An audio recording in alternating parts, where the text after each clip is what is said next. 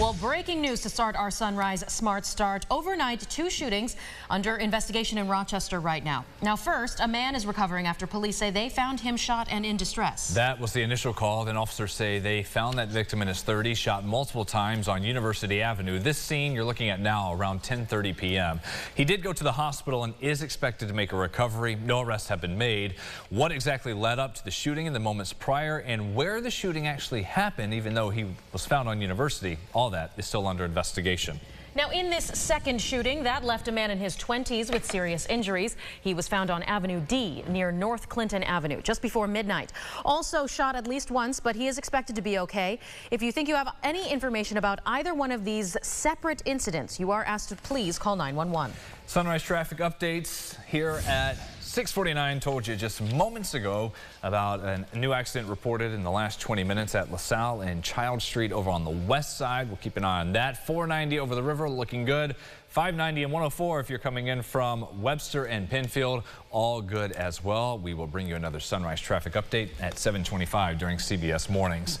Back to our headlines. For the first time in U.S. history, a former president has been convicted of felony crimes. Donald Trump found guilty on all 34 counts against him in his criminal trial in Manhattan. The felony charges for falsifying business records to cover up hush money payments in the lead up to the election in 2016. It took the jurors around 10 hours to find the former president guilty. They spent nearly 6 weeks of listening to testimony, 80 hours from witnesses. The former president addressed the media soon after he left court with the same message he's had the whole time since the charges were announced, claiming the trial was rigged and calling the verdict a disgrace. The real verdict is going to be November 5th by the people, and they know what happened here, and everybody knows what happened here. You have a sore respect, DA, and the whole thing. We didn't do a thing wrong. I'm a very innocent man. I want to thank this phenomenal prosecution team, embodying the finest traditions of this office: professionalism, integrity, dedication, and service. Sentencing, we know, for the former president, that is July 11th. 4 days before the Republican National Convention. We're also starting to hear more from the American people on their opinions of this outcome. Voters in New York falling right along party lines, with the Democrats largely believing the conviction is justified. On the other side, Republicans are calling this ruling politically motivated and saying the outcome is no surprise. I go through. Not really that surprised. We'll see what happens. I don't think he's whatever they are doing to him. I think it's terrible. And not that I'm in love with him, but they don't accuse anybody else for the same thing, but they accuse him of the worst. I mean, as long as justice was done and nobody went around the system, I believe that this system can work. And nobody is above the law. Well, with that verdict now, the question still remains, what will happen next? And not just one avenue here. Look at this 2 ways, legally and politically. Aran Spitzer here in the studio with that part of our story. Aran.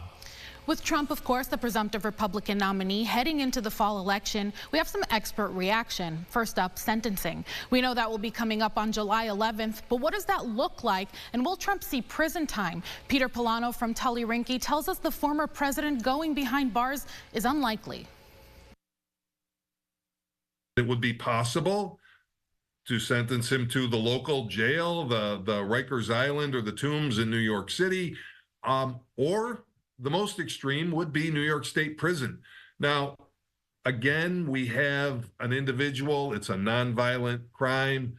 The age factor, if there were a prison sentence, I would suspect it would be a minimal security prison. In the event, and again, in my opinion, the unlikely event that there's a prison sentence, we wouldn't know the actual facility until a few weeks after sentencing, when the Department of Corrections made that determination.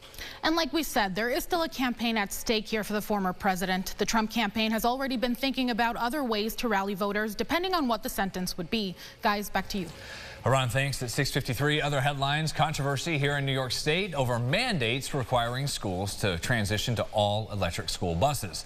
Taxpayers, for example, at Churchville Chili, at that district, they recently voted down a prop to buy these electric buses in the school budget vote, saying they're worried about the vehicle's viability and that the financial burden would fall on them. Assemblyman Josh Jensen, a Republican from this area, shares some of those concerns.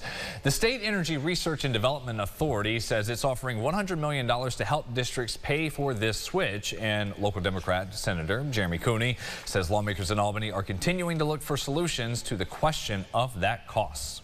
Lollypop Farm is busy preparing for another batch of dogs to go out to loving families in the Rochester area, but they also add they're going to need a little extra care, time, and attention before adoption. This comes shortly after more than 120 dogs were seized from a home on Leopard Street in the city. The dogs were released into Lollypop's care. They're almost ready for adoption, but because of the conditions they'd lived in, limited human interaction in the past, they may be fearful and they need a little extra patience and understanding. Well, we're going to look forward to that. Some of those seminars you can take on how to be a good pet owner. And speaking of Lollypop Farm, News 8 partnering with the shelter next week for our annual Founders Day of Caring. It starts with a pet food drive this upcoming Thursday right here at the station on Humboldt Street from 4:30 to 6. You're going to be entered to win 2 free tickets to the Bills versus Chiefs game at Orchard Park this season. If you need a little extra incentive, you can find a list of donations that are needed at rochesterfirst.com. Come see us. Yeah, and that'll be in a new month, closing out May, James, with that forecast well below average to start the morning, and our high will be just a little below there. Yeah, we'll start cranking the temperatures up this afternoon and then next couple of days. So we'll go low 70s for you with all that beautiful sunshine out there. Let's enjoy this. By 8 p.m. it's 71, and then we drop pretty quickly down in the 50s. But tomorrow looks great, upper 70s there, and then Sunday you got that just isolated shower. You were going scattered yesterday, isolated today. Those small differences mean a lot, especially if you're trying to enjoy your Sunday. And then here we go, all next week, looking at near 80 degrees. Thank you so much for watching us here at Sunrise this week, everybody. We'll be back here at 7:25 with updates on that forecast and your headlines. That's in 30 minutes. Yeah, have a wonderful day, a wonderful weekend, and stay tuned for CBS Mornings. That's up next.